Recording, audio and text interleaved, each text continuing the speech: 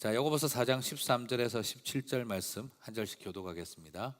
들으라, 너희 중에 말하기를 오늘이나 내일이나 우리가 어떤 도시에 가서 거기서 1년을 머물며 장사하여 이익을 보리라 하는 자들아, 내일 일은 너희가 알지 못하는도다. 너희 생명이 무엇이냐? 너희는 잠깐 보이다가 없어지는 안개니라. 너희가 도리어 말하기를 주의 뜻이면 우리가 살기도 하고 이것이나 저것을 하리라 할 것이거늘. 이제도 너희가 허탄한 자랑을 하니 그런 자랑은 다 악한 것이라. 같이 읽겠습니다. 그러므로 사람이 선을 행할 줄 알고도 행하지 아니하면 죄니라. 아멘. 자, 이제 야고보서 이제 연속 강해 이제 4장 끝까지 왔네요. 이제 한 5장이 남았습니다. 자, 오늘은 불멸이 아니라 소멸, 범법보다는 생략, 이것이 죄라고 하는 측면에서 오늘 말씀을 좀 살펴보도록 하겠습니다. 자, 전지적 작가 시점이라는 말이 있습니다. 전지적 작가 시점이라는 말은, 이 말은 등장인물과 돌아가는 일의 속내와 배경을 뼛속 심리까지 작가가 다 안다는 그런 관점에서 소설을 쓰거나 시를 쓰는 것을 말을 합니다. 그러므로 작가는 전지적인 능력을 가지고 등장인물의 심리적 배경과 그리고 환경과 사고 체계를 완전히 이해해서 전지적인 존재로서 글을 써내려가는 방식을 말합니다. 자, 조금 비슷한데 약간 다른 것은 전지적 관찰자 시점이라고도 합니다. 그건 뭐냐면 등장인물과 돌아가는 일의 속내와 배경에 대해서 그 속내를 내가 알 수는 없지만 옆에서 관찰하면서 추측과 짐작을 하면서 글을 써가는 방식을 말합니다. 그래서 작가는 전지적인 힘과 능력은 없지만 관찰자로서 객관적인 상황에 대해 자신의 해석을 이렇게 넣는 방식으로 글을 쓰는 것이죠. 자, 전지적 작가 시점이 좀 하나님과 같은 이런 또 위험함이 있다면 전지적 관찰자 시점은 좀 객관적이고 또 겸손한 글쓰기가 아닐까 싶습니다. 그러나 그렇지도 않습니다. 나름 내가 관찰한 객관성의 기초에서 자신의 추측과 자기의 짐작이 들어가서 해석된 관찰을 토대로 스토리텔링을 하기 때문입니다. 그래서 전지적 관찰자 시점에서는 가장 객관적으로 보이는 논리 전개를 해나가지만 그것이 때로는 오판에 기초한 것이 될 수도 있고, 그리고 그래서 반전의 요소가 기다리고 있습니다. 그래서 영화를 혹시 그 식스센스 같은 영화를 보셨는지 모르겠습니다만 그 마지막 반전이 그런 거죠. 그 관찰자가 귀신을 본다는 어린아이의 상담자가 돼가지고 상담을 해주고 있었는데 나중에 알고 보니까 자기가 귀신이었더라는 거죠. 자, 이런 굉장히 그 반전이 있는, 그래서 관찰자로서 분석하고 있었는데 알고 보니 자기가 귀신이었더라는 거죠. 네, 영화 보시면 괜찮습니다. 자, 그런 것인데 이게 어렵게 생각하지 마시고 전지적 작가의 관점은 뭐냐면 내가 다 안다 이거예요. 지금 저 사람은 불안과 두려움으로 손이 떨리고 있다. 그녀에게 다가가고 싶지만 마음이 불안하여 손부터 떨린다. 그러나 이미 그녀도 그를 맞이할 준비가 되어 있었다. 뭐 이렇게 되어 있는 거죠. 근데 전지적 관찰자의 시점은 뭐냐면 손이 떨리는 걸 보니 그의 마음이 불안한가 보다. 마음을 표현하고 거절당하면 어떨까 굉장히 두려운 것 같다. 그녀의 마음을 겉모습을 볼 때 받아들일 준비가 되어 있는 듯 하나 상황을 잘 모르겠다. 그리고 그는 다가갔다. 뺨 맞았다. 뭐 이제 이런 이야기가 되는 거죠. 자, 이게 관찰자의 시점이고 이게 작가의 시점의 차이입니다. 자, 이런 차이가 있는데 제가 왜 이런 이야기를 하냐 그러면 성도는 어떤 모습으로 살아가야 하는가에 될 때 우리 이 두 가지 다 조심해야 될 부분들입니다. 소설을 쓰는 것은 전지적 작가로서 쓸 수 있고 전지적 관찰자로서 소설을 쓸 수 있습니다. 그러나 삶의 현실을 소설로 여겨서는 위험하다는 것이죠. 전지적인 관점은 우리의 관점이 아니라 그건 하나님의 관점입니다. 우리는 전적 부패와 전적 무지를 고백할 수밖에 없는 존재라는 것을 알아야 되는데, 그런데 우리도 모르는 사이에 어느 틈에 나도 모르는 전능자의 하나님 흉내 내기를 할 수가 있다는 거죠. 그래서 내가 판단하고 내가 점수 매기고 내가 재판을 하고 있는 것입니다. 놀랍게도 많은 분들이 전지적 작가 시점으로 모든 것을 나는 다 알고 있는 사람처럼 그렇게 쉽게 말을 하고 결론을 낼 때가 있습니다. 걘 그래 몰랐어? 항상 우리 안에 어느 틈에 나는 다 알고 있다는 거죠. 전지적 관찰자 시점이 덜 위험하고 객관적인 것처럼 보일 수도 있습니다. 하지만 내 나름대로 만들어 가지고 있는 객관적인 관찰을 통해서 자신의 주관적인 해석, 추측과 짐작을 집어넣을 때 그로 인해서 그 모든 것은 현 사실이 아닌 것들을 왜곡시키는 루머를 만들어내는 온상이 될 수도 있습니다. 때로는 전지적 관찰자가 덜 위험하고 더 객관적인 것처럼 보이지만 더 위험하고 더 주관적일 수도 있다는 것이죠. 그래서 신앙생활을 하면서 나도 모르게 어느 틈에 전지적 관찰자와 같은 모습으로, 때로는 전지적 작가의 모습으로 모든 것을 내가 바로 하나님처럼 알고 판단하고 결정하는 경우들이 더 많이 있습니다. 이것은 놀랍게도 세월이 흘러가면서 성숙해지는 요소가 될 수 있는 부분이기도 하면서도 동시에 세월이 흘러가면서 더욱 위험해질 수도 있습니다. 살아오면서 쌓아온 나만의 빅데이터를 기초해서, 살아오면서 나만의 빅데이터를 경험해서 딱 보면 나는 저 사람은 이런 사람이야 라고 그냥 판단해버리는 일에 익숙해져 버릴 위험도 존재한다는 것이죠. 여러분, 그래서 어린이들이 보는 그 동화 중에 Walk to Moons라고 하는 그 동화가 있는데요, 거기에 보면 이런 영어 표현이 있습니다. Don't judge a man until you walk to moons in his moccasins라는 그런 표현이 있어요. 이 모카신이라고 하는 것이 네이티브 북미 아메리칸들이 신는 밑창이 없는 가죽 신발을 말합니다.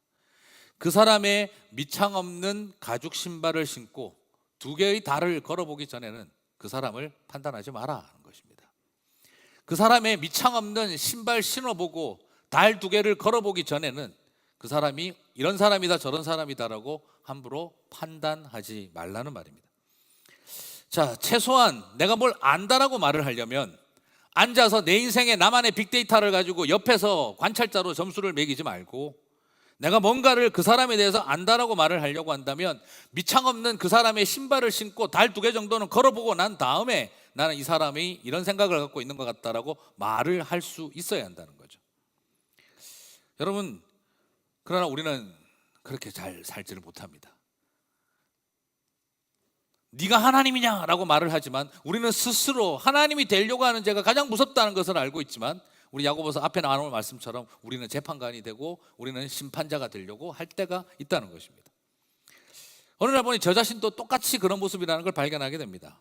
때로는 저 자신도 스스로 나는 전지적 작가와 전지적 관찰자들의 피해자라는 생각을 가지고 있으면서도 스스로 전지적 작가의 가해자가 되고 있는 모습을 발견할 때가 있습니다. 살다 보면 그런 사람들도 또 만날 때 있죠. 전지적 작가의 시점을 가지고 온 세상 다 아는 것처럼 말하는 사람 만날 때가 있습니다. 그러면 우리도 모르게 어떻게 합니까? 눈을 흘기죠. 아이고 잘났다, 네가 하나님이다, 온 세상 다 아네, 네가 내가 무슨 생각하는지 다 알고 있네. 그러면서도 제가 저러는 걸 보면 성장 과정이 불우해가지고 하여튼 좀 어렵고 가난하게 커온 사람들은 항상 저런 식으로밖에 생각을 못해. 또는 저 사람은 돈이 많고 부자가 되고 권력이 많아놓으니까 온 세상 다 자기 눈 밑에 있는 것 같아 하고 나도 모르게 전지적 작가의 관점으로 이미 벌써 판단하고 있는 거죠. 전지적 작가의 관점으로 말하는 사람을 눈 흘기면서 자기 자신도 전지적 작가가 되어지는 모습을 우리가 발견하게 되어집니다. 사랑하는 성도 여러분, 내가 아는 게 다가 아니고 내가 모르는 게 존재한다라는 것을 더욱 깨닫고 내가 판단하기에는 너무 이르다는 것을 고백하는 깨달음으로 나아가는 것이 우리에게 필요한데, 우리는 어느 틈에 우리가 인생 살아오면서 가진 나만의 데이터베이스를 가지고 모든 것을 점수 매기는 일에 나의 경험에 기초한 시각을 가지고, 내 아픔에 기초한 시각을 가지고, 그리고 내 트라우마에 기초한 시각을 가지고, 내 분노에 기초한 시각을 가지고 모든 것을 판단하는 경우가 많이 있다는 것입니다. 전지적이지 않은 인생들이 전지적 뷰 포인트를 가진 것처럼 살아가면서 말과 행동을 할 때 그것은 굉장히 깊은 상처를 남기게 됩니다. 말 그대로 소멸할 존재들이 불멸의 존재처럼 살아가는 누를 범하게 되는 것이죠. 자, 이것을 말하는 이유는 야고보가 말하고 싶었던 우리의 첫 번째의 죄의 모습, 우리의 첫 번째의 죄의 모습이 바로 여기에서 시작되기 때문입니다. 자, 13절 14절부터 한번 읽어볼까요? 같이 읽겠습니다.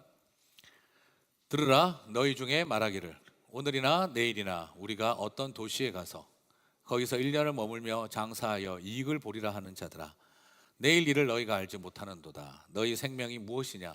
너희는 잠깐 보이다가 없어지는 안개니라.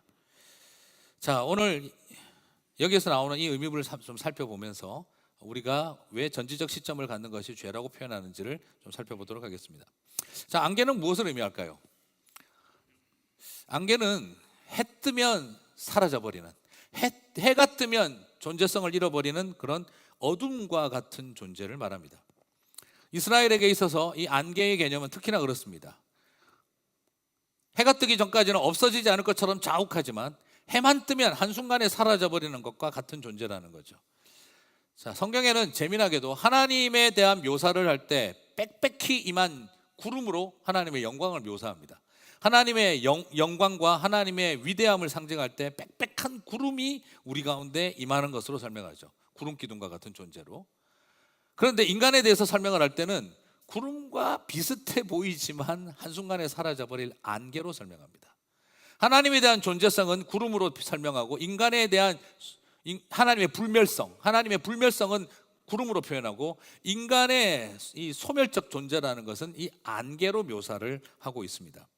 불멸의 존재와 유사해 보이지만 결국에는 소멸될 존재라는 것을 대조시키고 있습니다.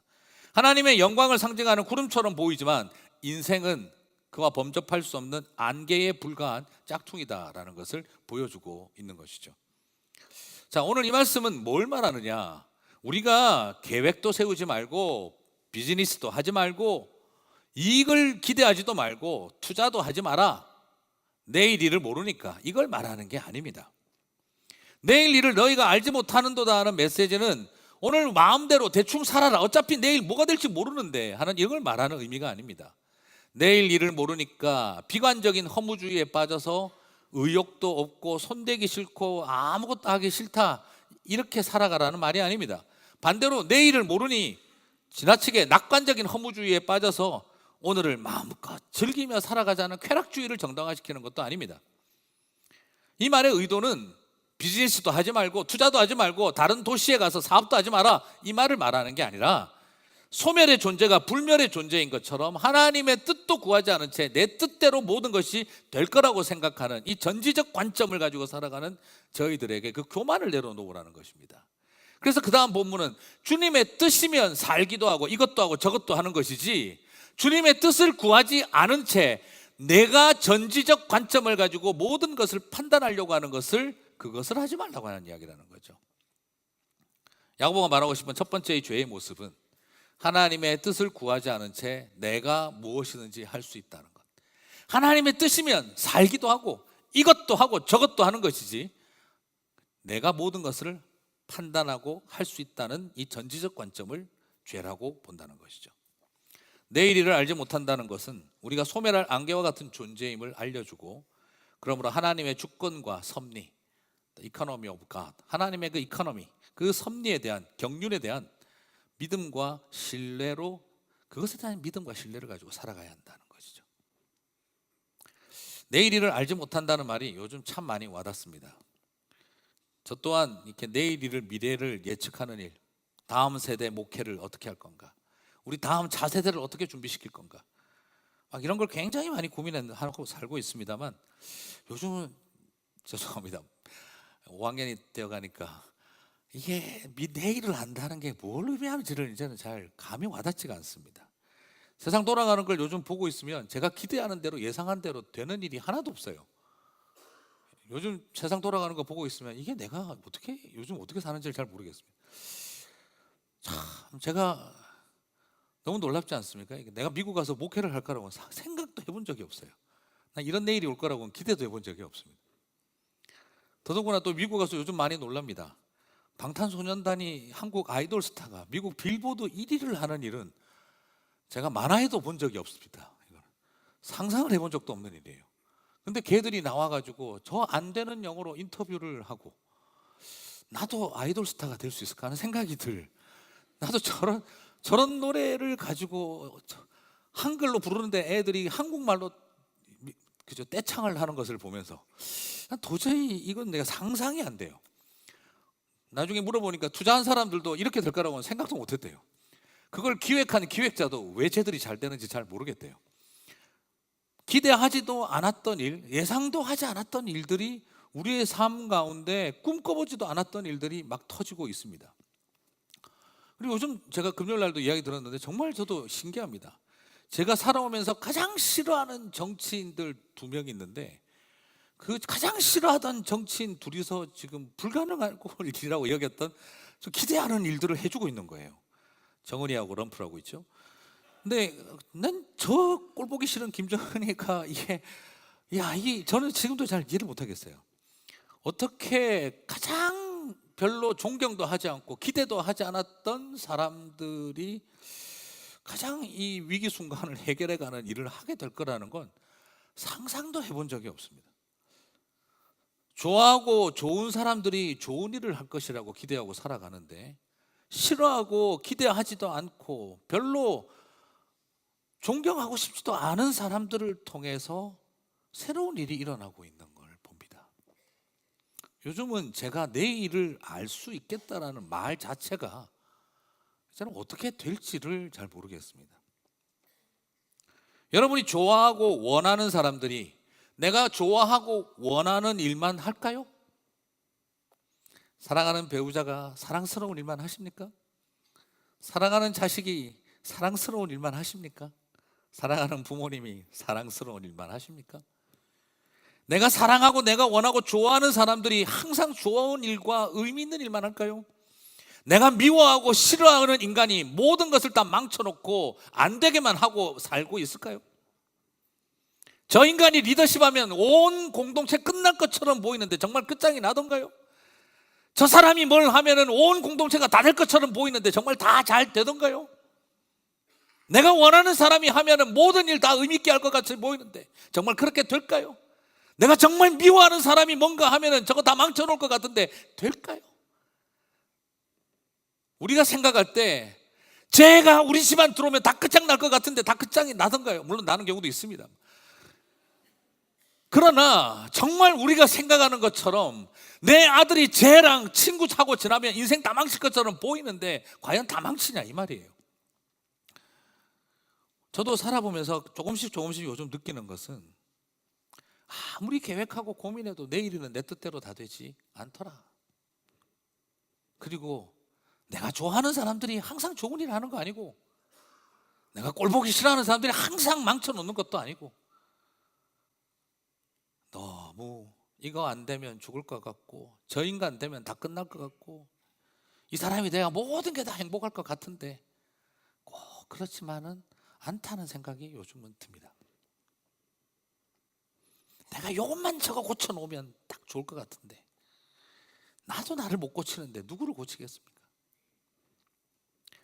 이건 뭐 세상 돌아가는 이야기만은 아닙니다. 저 자신을 봐도 그런 것 같아요. 미국 가서 목회할 거라고는 제가 한 번도 생각해 본 적이 없습니다. 저도 철저하게 계획 세우는 거 되게 좋아하는 사람입니다. 수련회 가면은요 중고등부 수련회 3박 4일 가는데 제가 기획서 40장 만들어 가던 사람이었어요. 들어올 때 자동차 파킹 장소까지 그림 파일로 다 만들어 놔야 되고 무대 배치에 드럼 위치, 그 다음에 싱어들, 그 다음에 보면대 높이, 찬양 끝나고 나면 보면대를 어디에 갖다 놓고 몇 센치까지 내리고 각도를 어떻게 바꿔 놓을 것, 이런 것까지 제가 기획서에 다 집어넣던 그런 디테일의 제왕이었습니다. 청년부 친구 초대날 발표 가면은 30장 무대 세팅 큐 시트를 만들어야 속이 풀렸던 사람입니다. 시나리오를 완벽하게 만들었습니다. 근데 요즘 그렇게 할까요? 안 할까요? 우리 부목사님들 죽이고 싶지 않습니다. 물론 때로는 이걸 기획사라고 만들어놨나 이런 생각이 들 때가 없는 건 아니지만, 그러나 내가 옛날엔 말이지 이 말하는 순간 꼰대 아닙니까? 그리고 조금 지나 보니까 그런다고 더 잘 되는 거 아니고 그렇게 안 한다고 망치는 것도 아닌데 뭘 그렇게 살아왔나. 지금 벌써 제가 이제 겨우 5학년 됐는데 이런 생각이 듭니다. 미국 가서 제 인생 방향 결정했던 일들 중에서도 계획대로 된 일이 하나도 없습니다. 더 이상 둘째까지 이제 딸 아들 완벽한 200점 했으니 더 이상 아이를 놓지 않으려고 우리 교회 집사님 찾아가서 정말 부탁드려서 모든 완벽한 의학적 조치를 다 했습니다. 그런데 불구하고 우리 막내가 태어났습니다. 라플 티켓을 뽑아도 뽑힌 적이 없는 제가 우리 교회 집사님 말씀으로는 10,000명 중에 1명꼴로 일어날 확률이 저에게 일어났다고 이야기를 하시더라고요. 어떻게 라플 티켓 하나도 못 뽑는 내가 이런 일이 났을까? 참으로 신기하다 생각했는데, 그렇게 태어난 우리 막내가 또 오티즘을, 또 자폐를 가지고 있습니다. 꼭 하나님께서 보내어야 했구나.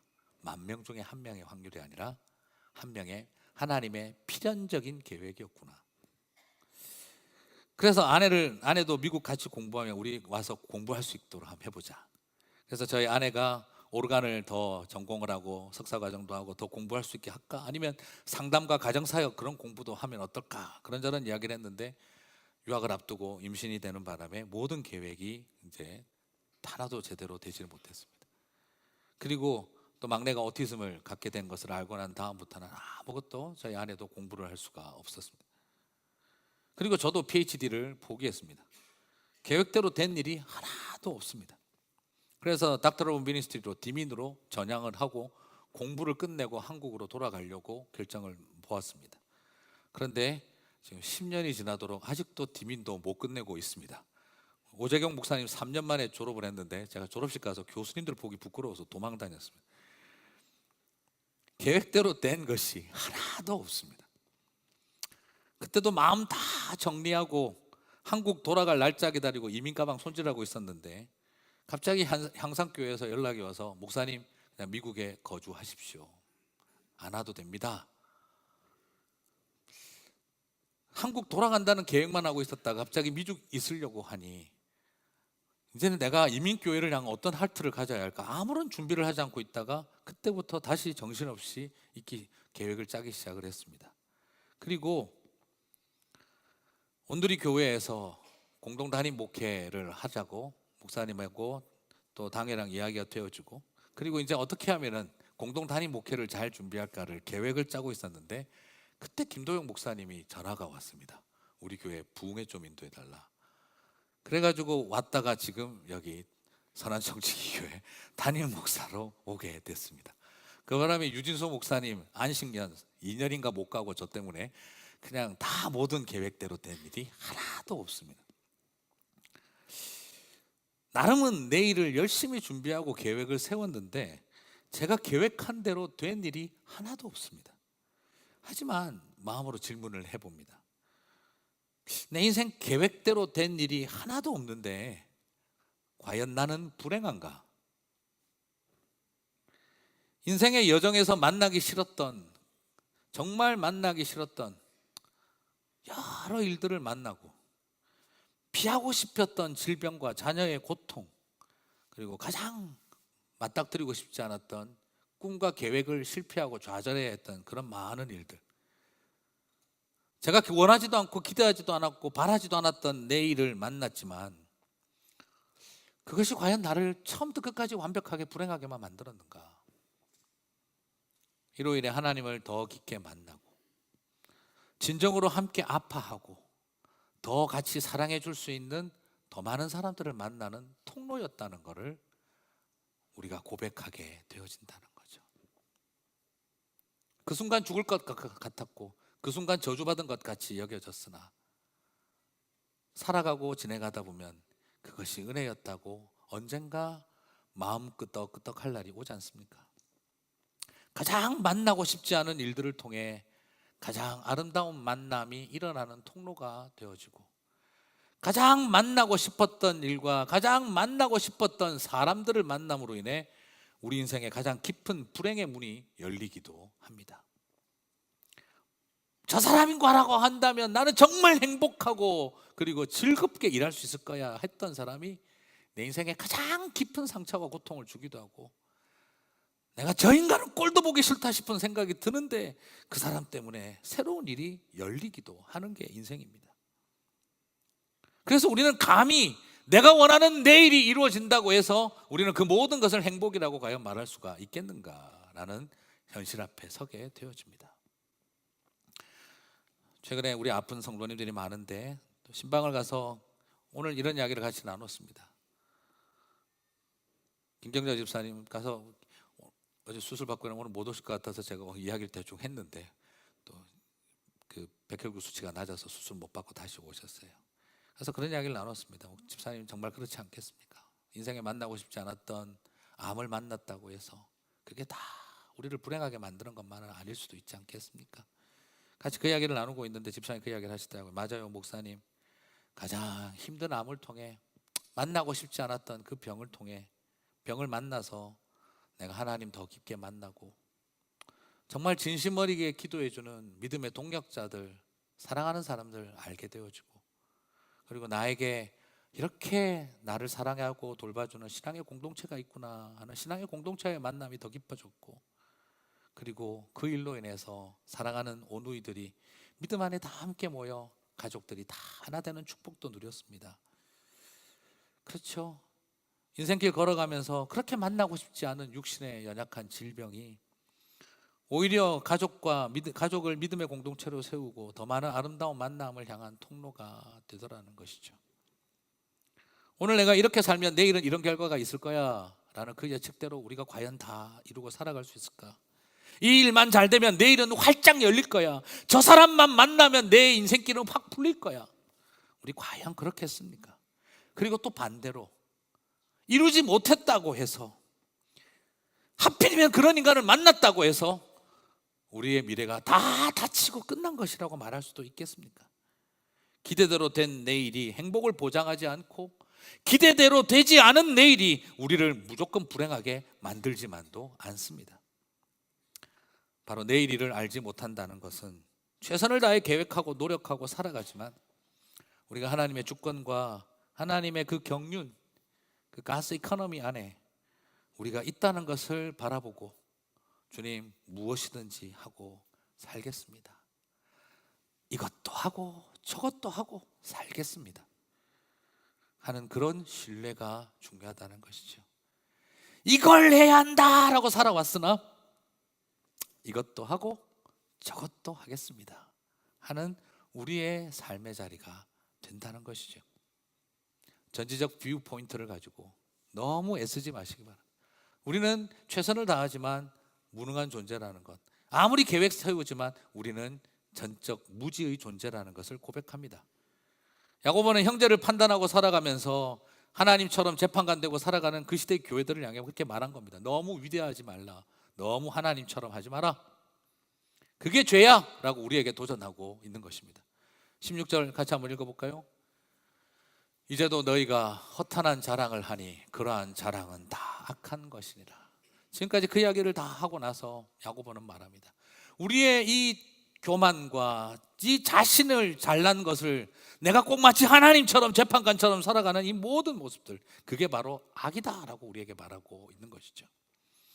아쉽고 부족하고 못해서 죄가 아니라 반대로 너무 위대하고 너무 하나님처럼 살고 너무 잘할 수 있다는 자신만만, 내 뜻과 계획대로 모든 것이 될 거라고 생각하는 그 자랑스러워 생각하는 나의 생각과 나의 고집이, 그걸 악이라고 오늘 우리들에게 도전하고 있는 것입니다.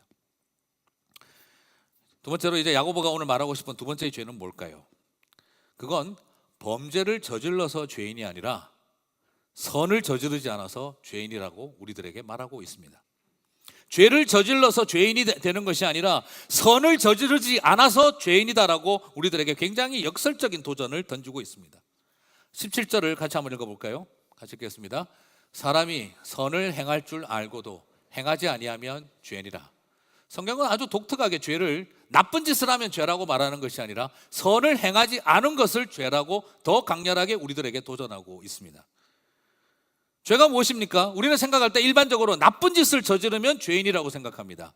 해서는 안 될 짓을 하면 죄인이라고 생각합니다. 그런데 야고보는 나쁜 짓을 한 것을 죄라고 말하지 않고 선을 알면서도 행하지 않은 것을 죄라고 우리들에게 다시 도전하고 있습니다. 범죄하지 않으면 죄인이 아니라고 생각하지 말라는 거죠. 주님은 우리가 방어적으로 죄 안 짓고 사는 것을 궁극적으로 기대하고 계시지 않습니다. 나는 범법자는 아니니까 하나님, 최소한 하나님 나는 죄 짓고는 안 살았습니다. 주님은 그걸 보고 만족하시는 게 아닙니다. 우리가 죄인인 이유는 죄를 안 지어서가 아니라, 죄를 지어서가 아니라 선을 행하지 않아서라는 거죠. 오히려 주님은 우리에게 더 큰 것을 기대하고 있습니다. 여러분, 우리는 the commission of crime, the commission of crime만을 죄라고 생각합니다. 우리는 마치 범죄를 저지르는 일을 죄라고 생각을 합니다. 미워하고 죽이고 왕따시키고, 그리고 사람을 폭력적으로 공격하면, 그렇게만 하지 않으면, 그런 죄만 안 지으면 된다고 생각하고 있는데, 주님은 그것을만을 원하는 것이 아니라 the commission of crime, 크리미널 커미션만을 죄라고 여기는 것이 아니라 sins of omission, 방관하고 그리고 도와주고 함께해야 하는 일을 생략해버린 생략의 죄, 방관의 죄, 바로 sins of omission을 우리들에게 도전하고 있다는 것입니다. 아무것도 하지 않은 죄를 말하는 겁니다. 사랑하고 용서하고 보호해주고 지켜주지 않은 것을 죄로 본다는 것입니다. 나는 저 배를 침몰시키지 않았다, 그러므로 난 죄가 없다, 그런 것을 말하는 게 아니라 돌봐주고 같이 아파하고 울어주지 않은 것을 죄라고 말하고 있다는 것입니다. 범죄를 했느냐 안 했느냐, 그게 중요한 것이 아니라 사랑했느냐, 용서했느냐, 함께 했느냐, 보호해 주었느냐, 같이 울었느냐, 그걸 보고 계신다는 것입니다. 여기서 야고보의 메시지에는 율법주의 그 이상의 메시지가 담겨 있습니다.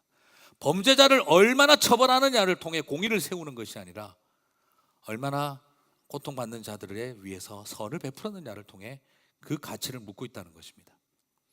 강도 만난 이웃이 있는데 그냥 지나간 것이 죄다 이 말입니다.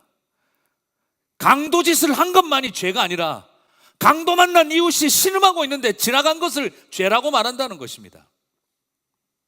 사람들은 예수님에게 왔습니다. 안식일에 사람의 병을 고치는 것이 옳으냐, 38년 된 중풍병자의 병을 고치는 일, 팔이 마른 자의 팔을 펴주는 일, 그걸 가지고 그들은 안식일을 범하는 율법을 어긴 범법자라고 예수님을 몰아세웠습니다. 그때 예수님은 말합니다. 범법을 했느냐 안 했느냐가 중요한 것이 아니라 안식일에도 선을 행했느냐 안 했느냐가 중요하다. 우리 주님께서 생각하시는 바리새인들의 죄는 sins of omission입니다.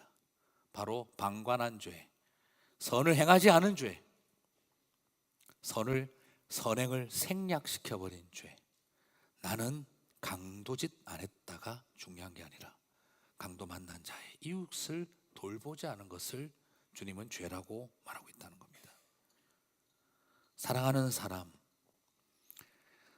사람을, 저 사람에게 내가 해꾸지를 안 했다, 나는 저 사람에게 사기를 안 쳤다, 나는 저 사람에게 도둑질을 안 했다, 난 저 사람을 때리지 않았다가 중요한 게 아니라 그 사람에게 다가가서 용서를 선포하고 그 사람을 사랑하지 않은 것을 죄라고 말하고 있다는 것입니다. 이게 선을 행하지 않는 죄라는 것입니다. 하나님은 우리가 범죄자가 안 되는 것을 기대하고 계시는 수준이 아니라 주님은 선을 행하지 않아 죄인 되는 것을 원하지 않으신다는 것입니다. 솔직히 말씀드리면 저도 이 본문 가지고 좀 다르게 접근도 하고 싶습니다. 성도가 예배 드려야 되는 거 알면서 안 드리고 가는 것도 죄고, 봉사 안 하는 것도 죄고, 직분자가 집주문 감당해야 되는 거 알면서도 감당 안 하고, 금요기도에도 잘 안 나오고, 이거 다 죄고, 헌금해야 되는 거 알면서 헌금 안 하는 거 죄입니다, 막 이런 설교 저도 가끔씩은 하고 싶을 때가 있습니다.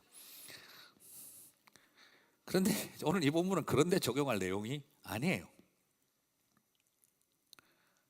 오늘 이 내용은 부모로서 자식에게 미안하다 말해주지 못했던 것, 부모로서 자식을 사랑해주지 못했던 것, 자식으로서 부모를 더 사랑하고 존경하지 못했던 것, 내가 더 이상 자식에게 죄 안 짓고 사는 것이 목표가 아니라 더 사랑하는 것이, 하지 않는 것이 죄다라는 거죠. 배우자로서 사랑하고 존경하지 못했던 것, 같은 성도로서 잘못한 것 지적은 많이 했지만 사랑하고 함께 도와주지 않았던 것, 오늘 그것을 우리들에게 야고보는 도전하고 있습니다. 이것은 단지 행위 그 이상의 것을 우리들에게 기대하고 계신다는 거예요. 저는 이 말씀을 묵상하면서 예전에 야고보서 이 부분 묵상할 때 참 개인적으로 하나님께서 주시는 게 회개가 참 많았었어요. 그래, 내가 범죄는 덜 저지르고 살았는지 모르겠지만, 그런데 내 모습이 강도 만난 자 옆을 지나갔던 제사장과 율법사와 너무 같구나. 나에게 있어서는 사마리아인과 같은 사랑이 부족했구나. 사마리아인의 삶에 태만했구나 하는 것을 그때 굉장히 많이 성령께서 가슴을 찔러주셨어요. 그러면서 막 떠오르는 많은 일들이 제 마음속에 굉장히 깊은 회개로 나타난 것을 경험했어요. 이번 주간 아픈 많은 성도님들의 가정을 신방하는 시간들이 어떻게 이번 주에 많이 몰렸어요. 1년이 넘도록 원인을 모르는 고통에 시달리는 자녀를 두고 눈물을 흘리는 그 가정을 신방도 가고, 암으로 수술을 받으셔야 할 세 분의 성도님들을 다 찾아와 가봤고 만나봤어요. 그런데 그 만남 속에서 제가 놀란 것은 그 깊은 절망 속에서도 우리가 함께 만날 때 하나님께서 깊은 위로를 주신다는 거였습니다. 저도 너무 감사했습니다. 그냥 먼 길 왔다가 오니까 1시간 40분씩 차 타고 오니까 새벽 4시 반부터 일어나서 나가야 되고 하다 보니까 몸이 힘들고 눈에 막 핏발도 서는데 마음에 깊은 평강이 밀려오더라고요. 그래서 기도했습니다. 하나님, 앞으로 저도 계속 이렇게 살게 해 주십시오. 그리고 우리 많은 성도님들도 이렇게 살게 해 주십시오. 수술 앞두었던 김경자 집사님과 새벽에 아무도 없는 새벽에 그 병원 로비에 같이 앉아서 이야기를 같이 나누면서 이런 이야기를 하시더라고요. 목사님, 이번에 일들 겪으면서 지난번에 한유리 엄마 아빠가 밥을 같이 식사를 했어요. 그때 만났을 때 제가 미안하다고 했어요. 한유리 그렇게 암투병할 때 더 돌봐주고 더 같이 기도해 주지 못했던 거 정말 미안해, 그렇게 이야기를 했다는 거예요. 너무 미안해. 그때는 내가 잘 몰랐는데 내가 아프면서 알겠더라고. 그때 더 함께하고 같이 아파하고 기도해 주지 못해서 너무 미안해, 그렇게 이야기했다 하시더라고요. 목사님, 그러면서 이제 앞으로도 저도 낫고 나면 아픈 사람들하고 같이 기도하고 싶어요. 더 돌아보고 같이 아파해 주고 싶어요. 제 마음에 그 집사님 말씀이 참 가슴에 많이 남았어요. 그리고 마음에 이렇게 한번 다짐해 봅니다. 그래, 우리가 이렇게 미안해하면서 살았으면 참 좋겠다. 더 사랑하지 못했고, 더 용서하지 못했고, 더 함께하지 못한 것 미안해하고 회개하며 살았으면 좋겠다. 죄짓고 회개하고 사는 일도 필요하겠지만 그걸 더 미안해하고 더 미안해하면서 살아가는 삶이 더 아름다운 삶이 아닐까.